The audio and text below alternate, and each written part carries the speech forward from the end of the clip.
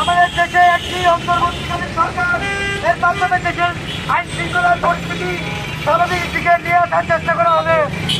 ভারতের উস্কানিত ও দলীয় এই আমাদের ফ্যাসিবাদদের উস্কানিতে সহযোগিতায় এই ইস্কন এই কর্মকাণ্ডগুলো চালিয়ে যাচ্ছে এবং তারা আমাদের দেশকে আবারও অস্থিতিশীলতার দিকে নিয়ে যাচ্ছে।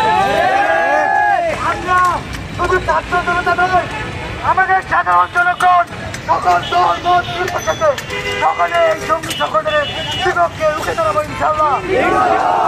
আমরা কি দাঁড়াবো না? আমরা যেভাবে এই জুলাই অভ্যুত্থানের রক্ত দিয়েছি, আমাদের ইউআইএর সন্তান তাদের রক্ত বুকের রক্ত ঢেলে দিয়েছে শুধুমাত্র এই ফ্যাসিবাদকে উঠিয়ে দেওয়ার জন্য। তো আমরা কি এই জঙ্গিবাদের বিপক্ষে অবশ্যই মাঝে থাকবো যতদিন না এই জঙ্গিবাদকে আমরা নিষিদ্ধ ও বাংলাদেশ থেকে বিতাড়িত করতে পারি।